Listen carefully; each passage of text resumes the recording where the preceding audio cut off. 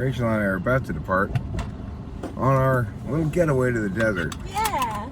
But just because we're getting away doesn't mean that you can get away No. without watching Talking with Famous People. So that's why we're making it.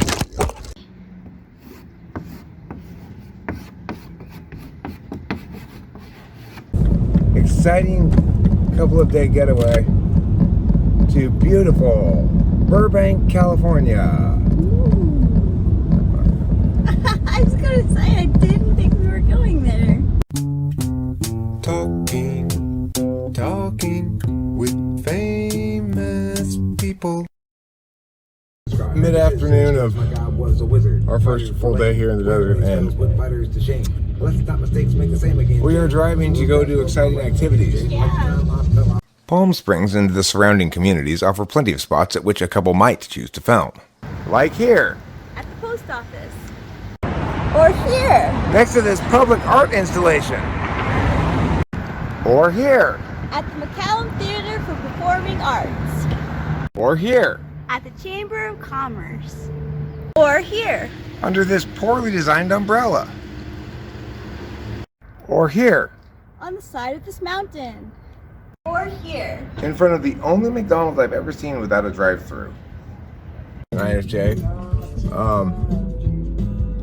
You can't ask them to do things on the phone for you in the car. Okay, just give it up right away. It's just, it's like, if you want to say something like, hey, I'd like to go to a McDonald's that's, north of us. Can you please find one on the phone? It's just never gonna happen. It's totally okay, darling. If you tease an INFJ about something, we go back in the car after we stopped to get cigarettes, and she immediately found the McDonald's that we were looking for. And every St. Patrick's Day, we're gonna celebrate by ordering what, Rachel? The Shamrock Shake. That St. Patrick's Day tradition. We waited in this special COVID safety zone for our food, because you can never pretend too hard. Next, we stopped at Kim Stringfellow Jackrabbit Homestead. This small boxy house apparently represented the domain of some early settler in the Palm Springs region. And as you can see with Rachel standing in front of it, it really isn't very big. So this place is some teeny little house here. Yeah.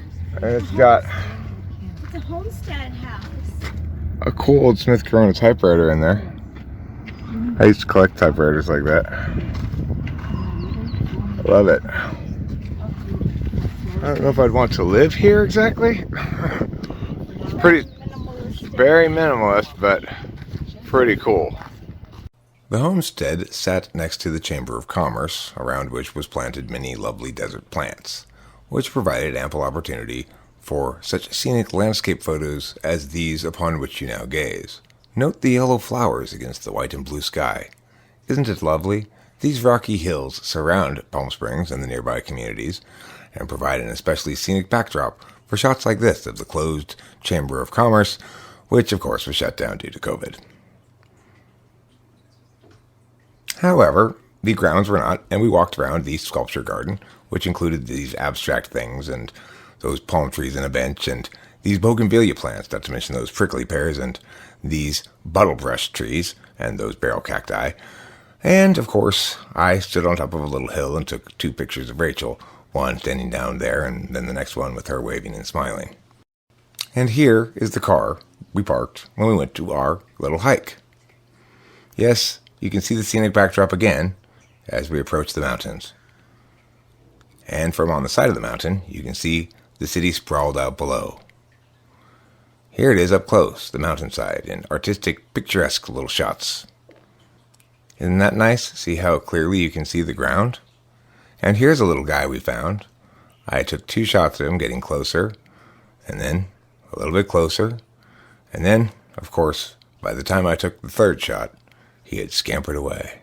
Well, is scampering away. See him run? It's an action shot.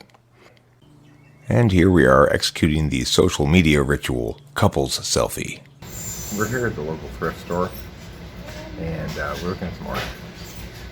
So what do you think about this picture, Rachel? It's pretty interesting, huh? Yeah, it is. It's got a bunch of the same guy, more or less, in various states of being. I'm not sure whose house that fits, you know? It's like, why bother? Yeah.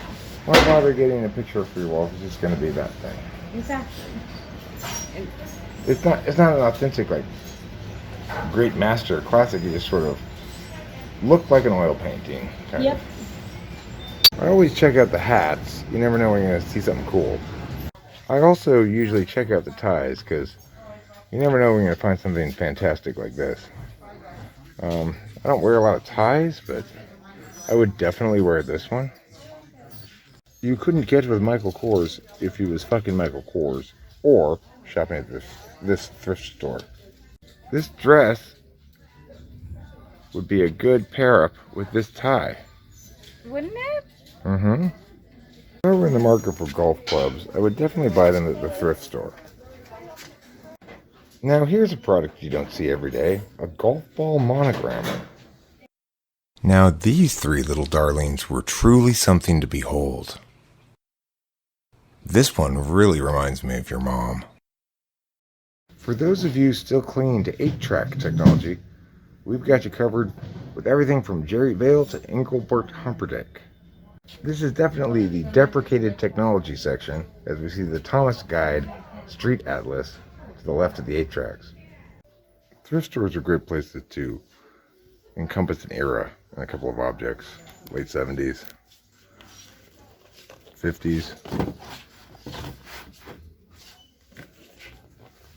probably early 70s, late 40s maybe,